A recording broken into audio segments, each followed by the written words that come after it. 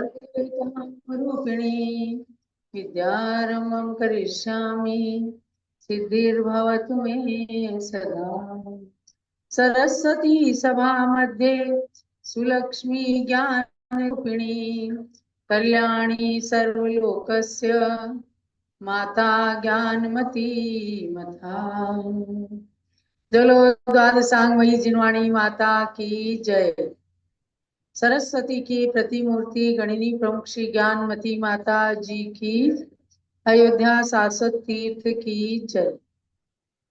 सरस्वती माता के कृपा प्रसाद से पूज्य गणनी ज्ञानमती माता की छत्र छाया में अब शाश्वत तीर्थ अयोध्या से स्वाध्याय प्रारंभ हो रहा है प्रवचन निर्देश का।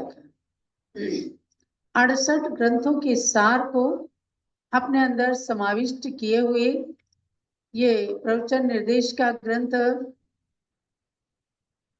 जैन ग्रंथों के संपूर्ण सार को समझने के लिए अत्यंत महत्वपूर्ण है और विद्वान बनने के लिए विशेष उपयोगी। चैप्टर चल रहा है 8 नंबर का, यानी 8वें अध्याय में ग्रंथों के अध्ययन अध्यापन की शैली। आप सोचेंगे इसकी क्या आवश्यकता है? आवश्यकता इसलिए है कि आपको लौकिक विद्या में निपुण होने के लिए क्रम से अध्ययन करना पड़ता है। LKG UKG आदि में जाकर के, और बच्चों को जब आप मास्टर की डिग्री दिला देते हैं तब आपका बालक या बालिका जॉब लायक और विशेष विद्याओं में निष्णात बन जाता है। ऐसे ही जैन धर्म के सार को पूरी तरह से जानने के लिए ग्रंथ के अध्ययन और अध्यापन का क्रम भी अत्यंत आवश्यक है। जो स्वयं ग्रहण किया जाता है वह अध्ययन कहलाता है, और जो गुरु से पढ़ा जाता है या पढ़ाया जाता है उसको कहते हैं अध्यापन। पढ़ाने वाला अध्यापन करता है, अध्यापक कहलाता है, और पढ़ने वाला अध्ययन करता है, वह स्वाध्याय या अध्ययन कहलाता है। यह आपकी चलती फिरती पाठशाला है, स्कूल है, जिसे आज के आधुनिक साधनों के माध्यम से आप तक हम ज्ञानमती माता जी की वाणी जिनवाणी के रूप में आपको सुना रहे हैं। कल आपने इसमें जाना कि किस प्रकार से हमें कोई भी ग्रंथ पढ़ने के लिए सबसे पहले गुरु की आवश्यकता होती है। फिर ये ध्यान रखना पड़ता है गुरुओं को भी और अध्ययन करने वालों को भी कि आगे पीछे का संदर्भ जोड़ करके सूत्र और गाथाओं का अर्थ किया जाता है, तब वो पूर्वापर अविरोधी कहलाते हैं। यानी पहले भी उसमें कोई विरोध नहीं और आगे आने वाले विषय में भी किसी तरह का परस्पर में विरोध नहीं रह जाता। तो ऐसी बातों को समझने के लिए कहा कि इस अध्ययन अध्यापन की शैली में हमें किन किन बातों को समझना है। तो देखिए पेज नंबर 171 पर आएंगे और 72 की ओर बढ़ रहे हैं। 171। तो सबसे पहले गुरु कैसे होने चाहिए, शिष्य कैसा होना चाहिए, गुरु परंपरा से पढ़ने का क्या महत्व है, ग्रंथों को पढ़ते या पढ़ाते समय पाप भीरुता कैसी होनी चाहिए, ग्रंथों को पढ़ाते समय पहले उसके रहस्य को कैसे समझाना चाहिए, श्रावक को क्या करना चाहिए, पूर्वाचार्यों ने किस क्रम से उपदेश दिया है, मुनियों के आशीर्वाद देने में क्रम क्यों है, पहले मुनि धर्म का उपदेश देना वह किसको, मध्य मांस आदि के त्याग और दया दान आदि का उपदेश क्या भगवान ने दिया है, गृहस्थ रत्नत्रय का उपदेश दे सकते हैं क्या, कैसी कथाओं का उपदेश देना चाहिए। इन सब बातों को समझकर ही अध्ययन अध्यापन अथवा प्रवचन करने से अर्थ का अनर्थ नहीं होता है, वरना अर्थ का अनर्थ होने की बहुत बड़ी संभावना रहती है। तो इन चीजों को पूर्व पहले ही ध्यान देने की बात कही है। जैसे कहते हैं ना, पानी पीना छान के और गुरु बनाना जान के। पहले हम देख लें कि हाँ, गुरु कैसा होना चाहिए, जो सबके हित का उपदेश देने वाला हो। और अगर गुरु की परीक्षा आप प्रारंभ में करने लग जाएंगे तो भी गलत हो जाएगा। तो गुरु को बना करके उनसे उपदेश ग्रहण कैसे करें, इन सब बातों को हमें समझना है। क्या कि गुरु भी हम बनाने में अगर परीक्षा करें तो कैसे करें? अगर वो संसार शरीर भोगों से विरक्त होकर नग्न दिगंबर मोक्ष मार्ग के पथिक हैं, तो वे हमारे लिए सच्चे गुरु हैं और सच्चे शास्त्रों का उपदेश देते हैं। इसलिए हमको मोक्ष पंथ पर चलाने में वे योग्य हैं। तो विनय पूर्वक ऐसे गुरुओं से अध्ययन करना चाहिए। शिष्य भी अनुशासितम अनुशासितम योग्यम शिष्य, जो अनुशासन करने योग्य है, जो अनुशासन में रहने योग्य है, वही असली शिष्य कहा जाता है। शासितुम योग्य शिष्य, तो शासन करने योग्य अर्थात अनुशासन में रहने योग्य जो होते हैं वही शिष्य कहलाते हैं। आपने उसमें भूत बलि की कथाएं सुनी है कि जब वे धरसेन गुरुदेव के पास पहुंचे, उनको स्वप्न ऐसे हुए थे, दो बैल आकर मुझे नमस्कार कर रहे हैं, चरणों में नत होकर जान गए थे कि बहुत अच्छे शिष्य आ रहे हैं। फिर भी उनकी परीक्षा करी कि भाई इतना बड़ा दान उन्हें देना है तो उनकी परीक्षा तो करें। शिष्य की परीक्षा की, उन्हें दोनों को मंत्र दिया और कह दिया जा करके इनको सिद्ध करो। उन्होंने गिरनार पर्वत के शिखर पर जाकर और उन्हें सिद्ध किया। जब सिद्ध किया तो एक के आगे बड़े बड़े दांत वाली देवी आ गई और एक की आंख कानी आ गई। तब सोचते हैं दोनों कि देवों का स्वरूप तो कहीं विभत्स नहीं होता, जितने सुंदर होते हैं। तो उन्होंने तब अपना दिमाग लगाया और जिनमें बड़े बड़े दांत की देवी आई थी उसमें एक अक्षर ज्यादा था तो उसको घटाया, और जो कानी देवी आई थी तो उसमें एक अक्षर कम था तो उसमें बढ़ा करके अपने ज्ञान से सिद्ध किया। जब सुंदर देवियां प्रकट हो गई, उन्होंने पूछा क्या चाहते हैं आप, आज्ञा दीजिए। तो दोनों शिष्य कहते हैं हमें कुछ नहीं चाहिए, हमें कोई इच्छा नहीं, हम तो गुरु की आज्ञा से केवल विद्या सिद्ध कर रहे थे, बस हमारा एक ही लक्ष्य था। अब देखो, एक तो इसमें तीन बातें हुई। एक क्या, पहले उन्होंने अपनी बुद्धि नहीं लगाई, गुरु के आगे बुद्धि नहीं लगाई जाती। नहीं तो पहले ही वो पढ़े लिखे तो थे ही, पहले ही कहते गुरुदेव इसमें एक अक्षर कम है, एक अक्षर ज्यादा है। नहीं, गुरु ने जो दिया है उसको माना। और फिर दोबारा जब उनके साथ ऐसी अनहोनी घटना घटी, तब उन्होंने अपने ज्ञान का उपयोग किया कि जरूर कोई ना कोई इसमें रहस्य होगा और गुरुदेव ने हमारी परीक्षा ली होगी, तो हम अपने बुद्धि को लगा करके फिर जाके गुरु को बताएंगे। दो बात, कि अपनी योग्यता का वहां पर परिचय दिया। तीसरी बात, जब देवियां प्रकट हुई तो उनसे किसी प्रकार की कोई आशा नहीं की, नहीं तो कुछ कुछ मांगने लगते, लालची होते, या उन्हें कोई स्वार्थ होता कि हमें हमारी सिद्धि हो जाए, चलो गुरु ने शुरू में ही विद्या दे दी, अब मैं उससे अपना कार्य सिद्ध कर लूं। तो नहीं, उन्होंने कहा हमने केवल आज्ञा पालन करने के लिए सिद्ध किया है विद्या, हमें आपसे कोई कोई भी चीज नहीं चाहिए, हमारा कोई लालच नहीं है। तो तीन गुण उन पुष्पदंत भूत बलि के अंदर विशेष रहे। उन्होंने आकर गुरुदेव को बताया, गुरुदेव उनकी पूर्ण योग्यता से परिचित हो गए। गुरु समझ लेते हैं कि किस प्रकार से अब इसके अंदर योग्यता है, कैसा ज्ञान इसे देना है, और तब पुष्पदंत भूत बलि को अपना ज्ञान दिया, जो उनको अब अंग और पूर्व का ज्ञान उन्हें था उसे उन्हें दिया।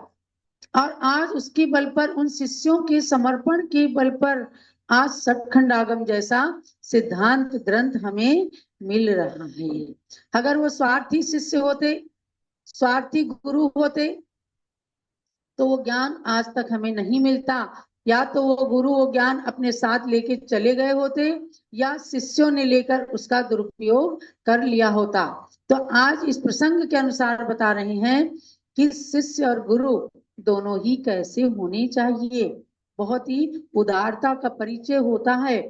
कई बार संघों में देखा जाता है कि गुरु जब शिष्य को अध्ययन कराते हैं, कोई शिष्य कहते ये नहीं पढ़ेगा, हम तो अकेले पढ़ेंगे। ऐसे में अपनी संकीर्णता का परिचय देते हैं तो वो शिष्य कभी उन्नति नहीं कर पाते।